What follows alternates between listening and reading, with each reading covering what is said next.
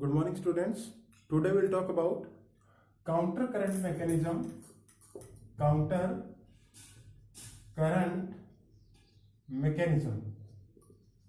Counter current mechanism is for we can say to make the urine more concentrated. Okay, urine. If we talk about in initial filtrate,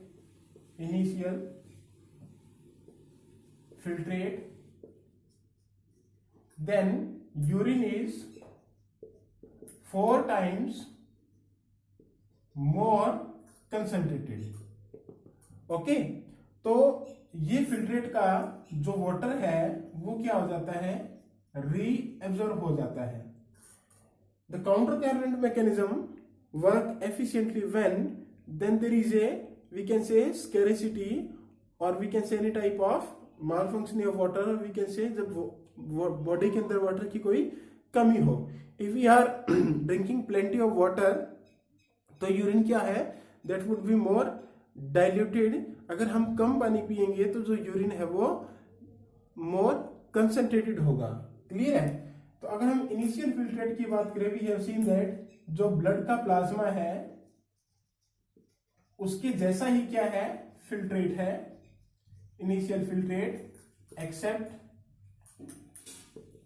blood और we can say plasma proteins. Clear है. तो जो osmolarity है blood plasma की या blood की osmolarity that is 300 millimole पर litre. Clear है. लेकिन ये सेम ऑस्मोलैरिटी जो यूरिन की है वो है 1200 मिलीमोल पर लीटर. क्लियर है. तो 3 into 4 दैट मीन्स ये क्या हो गया, 4 टाइम्स मोर कंसंट्रेटेड हो गया. Now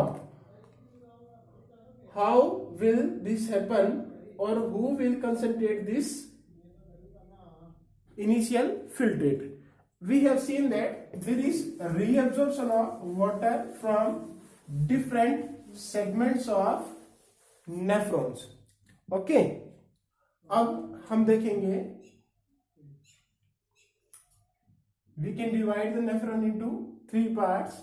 This is the cortex region, this is the outer medulla region, this is the inner medulla region. Clear है. Start from the glomerulus and Bowman capsule, PCT, then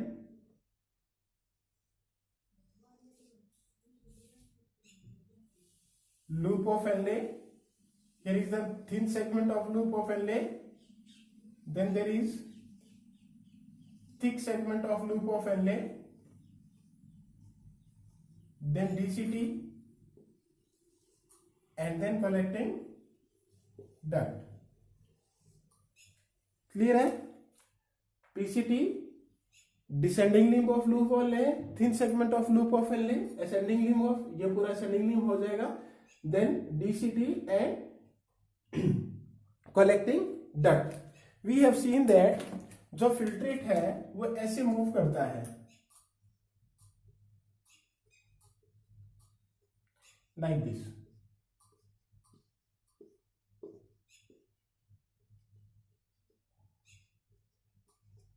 Okay, and we have seen that the initial osmolarity of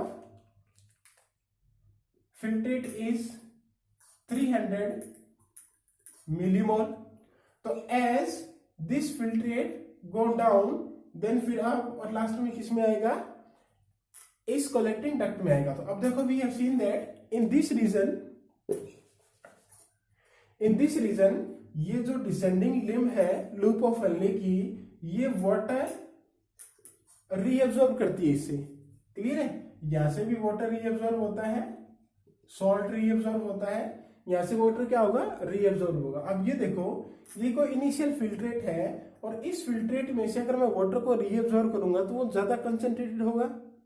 is clear और not? तो यहाँ जो 300 था वो यहाँ पर 400 हो जाएगा, 500 हो जाएगा, 600 हो जाएगा, 800 हो जाएगा, 900 हो जाएगा, और यहां तक आता आता वो कितना हो जाएगा 1200 मिली मोल। तो दैट मीन्स हुआ कैसे कि as this filtrate move down in the descending limb of loop of L, जो वाटर है उसका रिलीज होगा। क्लियर है? If there is a release of water तो वो क्या बनता जाता है, हाइपरटोनिक बनता जाता है। And we have seen that ये जो सोल्यूशन है वो क्या है, हाइपरटोनिक। एंड यहाँ पर जो सोल्यूशन फिल्ट्रेट है that is known as isotonic. Why's isotonic? Because ये किसके जैसा है, बिल्कुल ब्लड प्लाज्मा के जैसा है। क्लियर है? अब देखो this descending link is permeable for water but impermeable for NaCl। But जैसे असेंडिंग लिम्ब है this is permeable for water salt but impermeable for water, यानी कि वाटर इसमें से और दैट मीन्स रीअब्जॉर्ब नहीं होगा। यहां से क्या रीअब्जॉर्ब होगा, सोडियम क्लोराइड और वी कैन से सॉल्ट। अब देखो ठीक है, मेरे पास कोई एक वाटर का सैंपल है, उसमें 1 लीटर वाटर है और ये मान लो कि 100 ग्राम उसमें सॉल्ट है। ठीक है, यहां तक मैं आया, इस तक आते आते इसमें 500 ml रह गया वाटर, लेकिन वो कितना था 100 ग्राम ही था। क्लियर है? तो ये जो सॉल्यूशन है या जो फिल्ट्रेट है इसमें वो क्या हो गया, हाइपरटोनिक, और इसकी ऑस्मोलैरिटी बढ़ गई क्योंकि नमक नहीं है, पानी क्या हो गया, कम हो गया। लेकिन जैसे मैं इस नेक्स्ट सेगमेंट में जाऊंगा यहां से ये जो NaCl है ये रिमूव होना शुरू होगा। क्लियर है? तो इसको ये मानो कि 50 ग्राम इसमें से रिमूव हो गया, तो जो वाटर है वो तो 500 ml ही रहेगा, लेकिन ये जो 100 ग्राम था ये 50 ग्राम हो गया। ठीक है, तो यानी कि जो इसकी ऑस्मोलैरिटी है वो इसकी कंपेरेटिवली क्या होगी, कम होगी। यानी कि यहां पर सबसे ज्यादा थी, यहां से NaCl निकला, NaCl निकला, NaCl निकला। क्लियर है? तो ये जो ऑस्मोलैरिटी है ये वापिस ऊपर जाते जाते क्या होती जाएगी, कम होती जाएगी। यानी कि ये जो यहाँ पर जो फिल्ट्रेट है वो होगा हमारा हाइपोटोनिक। तो ये हो जाएगा 900, देन 800, देन 600, देन 400, देन 300, और यहां तक आता आता ये वापिस क्या हो जाएगा, आइसोटोनिक। क्लियर है? ये यहां तक बात समझ में आई या नहीं है? 300 मिलीमोल था इनिशियली, रीअब्जॉर्प्शन हुआ वाटर का, तो उस फिल्ट्रेट की जो कंसेंट्रेशन है वो बढ़ती गई क्योंकि वाटर का रीअब्जॉर्प्शन हो रहा है। जैसे ही असेंडिंग लिम्ब में जाएगा this is impermeable to water but permeable to salt, तो इसकी जो कंसेंट्रेशन है वो ऊपर होते क्या होती जाएगी, घटती जाएगी, और ये जाता जाता हाइपोटोनिक से क्या बन जाएगा, आइसोटोनिक। क्लियर है? यहां तक बात समझ में आई? अब आगे देखना, ये आइसोटोनिक फिल्ट्रेट जब इस कलेक्टिंग डक्ट में आएगा तो यहां से भी वाटर का क्या होगा, रीअब्जॉर्प्शन होगा। क्लियर है? अब यहां पर हमें दो नई चीज देखनी है। Here the filtrate is isotonic. अब क्या होगा, there is a reabsorption of salt and water, but this reabsorption of salt and water ये है conditional. Conditional mean 2 hormones are responsible for this.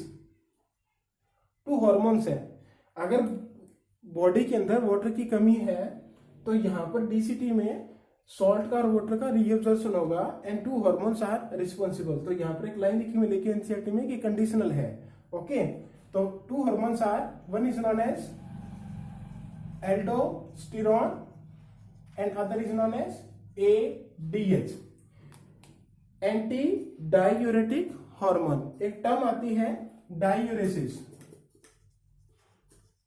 Diuresis mean excess loss of water, excess loss of water in urine। तो ये है anti, यानी कि ये excess loss of water को prevent करेगा। Diuresis anti diuretic hormone, and this hormone also known as vasopressin. Clear है? तो जो एल्डोस्टेरोन है वो हार्मोन है एड्रीनल कॉर्टेक्स का, यानी कि किडनी के ऊपर जो ग्लैंड होती है उसका आगे एक पूरा चैप्टर हॉर्मोन्स का उसमें देखेंगे कहां पर एग्जैक्टली। देन एडीएच वैसोप्रेसिन है, ये निकलता है पोस्टीरियर पिट्यूटरी ग्लैंड से। क्लियर है? तो यहां पर ये हॉर्मोन्स काम करेंगे। One is aldosterone and other is known as ADH, anti diuretic hormone. उसके बाद जब ये कलेक्टिंग डक्ट में जाएगा तो यहां से फिर वाटर का क्या होगा, रीएब्जॉर्प्शन होगा, और यहां पर फिर हार्मोन काम करेगा, दैट इज एडीएच ओनली। यहां पर एल्डोस्टेरोन काम नहीं करेगा। तो इस रीजन में आपको एल्डोस्टेरोन एडीएच दोनों बताने हैं, और यहां पर सिर्फ क्या काम करेगा, एडीएच काम करेगा। तो ये वापस क्या बन जाएगा, हाइपरटोनिक बन जाएगा। क्लियर है? और ये होगा लगभग 1200 मिली मोल का। ठीक है? तो यहां से कितना था 300, और ये कितना हो गया 1200 मिली मोल का। तो कैसे हुआ, नीचे गया, यहाँ पर ऑस्मोलिटी थी 300 मिली मोल, वाटर रीअब्सॉर्ब हुआ, इसकी कंसंट्रेशन बढ़ती गई, वापिस यहाँ से वाटर के लिए इम्परमिएबल हो गया, लेकिन सॉल्ट के लिए बढ़ता गया, तो परमिएबिलिटी ये कंसंट्रेशन घटती गई। यहाँ से सॉल्ट का और वाटर का रीअब्सॉर्प्शन हुआ, तो ये एडीएच और एल्डोस्टेरोन तो हार्मोन्स के लिए रिस्पॉन्सिबल थे, और उसके बाद में एडीएच फिर रिस्पॉन्सिबल है to concentrate the urine in collecting duct, और ये जाता जाता कितना हो जाएगा 1200 मिली मोलर। क्लियर है? अब देखो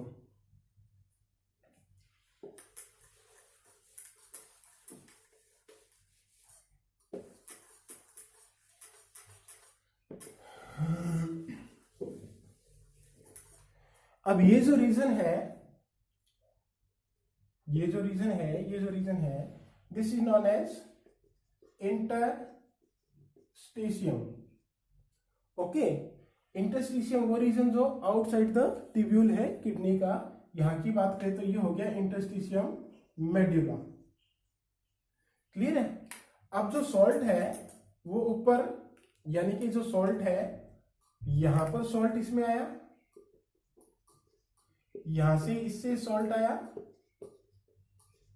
ओके, और यहां से रीअब्जॉर्प्शन होता है यूरिया स्मॉल अमाउंट में।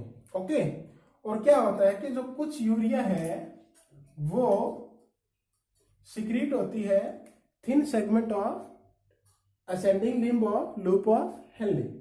अब क्या करेगा कि जो NaCl और जो यूरिया है ये दोनों ऑस्मोलाइट का काम करेंगे।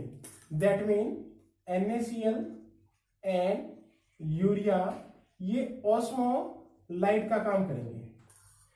इसका मतलब ये समझो कि जैसे हमें रसगुल्लों को मीठा रखना है तो हम उसको मीठी चाशनी में रखते हैं, तो एक्चुअली जो रसगुल्ले हैं उनके अंदर भी तो मिठास है, चाशनी है, और एक्चुअली वो रखी किसके अंदर है, उसी चाशनी के अंदर। यानी कि ये जो NaCl का बाहर आना अंदर जाना, वाटर का बाहर आना अंदर जाना, ये किसी फ्लूइड मीडियम में तो होगा ना, और वो कौन सा फ्लूइड है, इंटरस्टिशियम फ्लूइड है। तो इस इंटरस्टिशियम फ्लूइड में क्या है, सोडियम क्लोराइड है, और इसमें क्या है, यूरिया मेनली।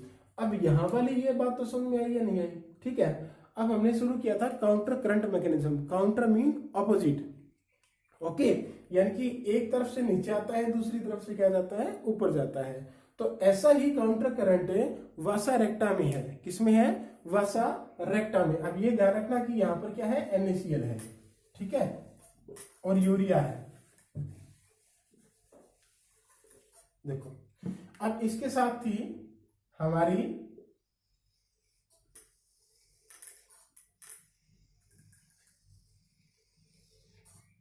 पेरिट्यूब्यूलर blood capillaries. अब इसमें उल्टा होगा, ये डिसेंडिंग है तो यहां पर होगी ये असेंडिंग। ये कहां से आई, इससे एफरेंट आर्टेरियोल से, हमने पहले भी पढ़ा था इसमें। ठीक है, तो इसमें जो ब्लड का फ्लो होगा वो होगा ऐसे।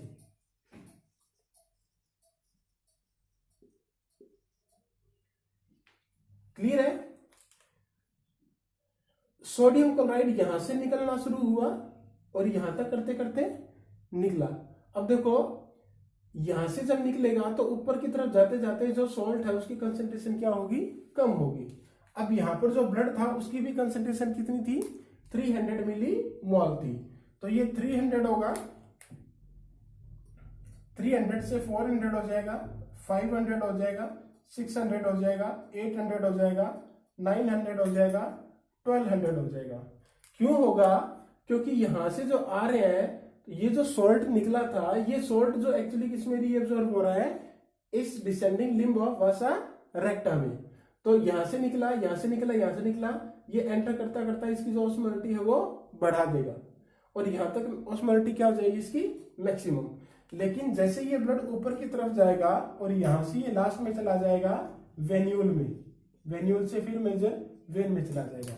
अब देखो यहां से हमने क्या देखा था कि there is a reabsorption of water, तो वाटर का रीअब्जॉर्प्शन इस जगह ज्यादा, फिर थोड़ा कम, थोड़ा कम, थोड़ा कम, ऐसे रीअब्जॉर्प्शन होगा वाटर का। तो जैसे ये ब्लड ऊपर की तरफ जाएगा तो इसमें किसकी एंट्री होगी, वाटर की, वापस किसकी एंट्री होगी, वाटर की। तो यहां से इसकी जो कंसेंट्रेशन है वो भी क्या होती जाएगी, घटती जाएगी। बात समझ में आ रही है, नहीं आ रही, क्लियर है। और जो सॉल्ट था इसमें, वो सॉल्ट यहां से वापस आ जाता है इंटरस्टिशियम में। ठीक है, थोड़ा सा कंफ्यूजिंग लगेगा, अब बोर्ड छोटा है, इतनी चीजें इसमें दिखा नहीं सकता साफ साफ। आपको हाइपोटोनिक हाइपोटोनिक के हिसाब से रखना है। दो चीजें हैं जो इसके लिए रिस्पॉन्सिबल है, one is we can say sodium chloride, second is urea, और third we can say water है। तो वाटर कैसे एग्जिट कर रहा है, कैसे एंटर कर रहा है, वाटर एग्जिट कर रहा है, that means there is a removal of water from this tube, तो वो उसकी जो ऑस्मोलिटी है वो बढ़ाता जाएगा। ठीक है, सोडियम क्लोराइड निकल रहा है तो वो उसकी ऑस्मोलिटी घटाता जाएगा, सीधा सा कॉन्सेप्ट है और कुछ नहीं सोचना। बात समझ में आई। तो ये ऐसे ऊपर की तरफ, ये ऐसे नीचे की तरफ, यानी कि इस रीजन पे सबसे ज्यादा ये क्या होगा, कंसंट्रेटेड होगा, और लास्ट में भी सबसे ज्यादा ये क्या होगा, कंसंट्रेटेड होगा। क्लियर है। तो आपको क्या करना है, यहाँ से 300 से लेके 1200 तक जाएगी ये ऑस्मोलिटी। क्यों बढ़ी, क्योंकि वाटर निकल रहा है, इम्परमिएबल टू सॉल्ट है। फिर जैसे वापिस ऊपर जाएगा तो नंबर क्यों बढ़ेगा, क्योंकि सॉल्ट निकल रहा है, सॉल्ट निकल रहा है तो इसकी जो ऑस्मोलिटी है वो कम होगी। ठीक है, फिर यहाँ पर दो हार्मोन का जिक्र करना है, एल्डोस्टेरोन और एडीएच का। ठीक है, अब देखो जो लोग शराब पीते हैं उनमें जो एडीएच है ना, या वेसोप्रेसिन है, ये स्प्रेस हो जाता है, ढंग से काम नहीं करता, तो यहाँ से जो वाटर का रीअब्जॉर्प्शन है वो कम हो जाता है। क्लियर है। तो जिसकी वजह से वो ज्यादा यूरिनेट करते हैं, और जब फिर सुबह उठते हैं तब उनको बहुत प्यास लगती है। ठीक है, या ऐसा फील करते हैं बॉडी के अंदर वाटर नहीं है, वो क्या टर्म यूज करते हैं उसके लिए, दिमाग में नहीं आ रही है। ठीक है, तो फिर वापस यहाँ पर वाटर रीअब्सॉर्ब होगा, यहाँ पर भी क्या है, एडीएस होगा।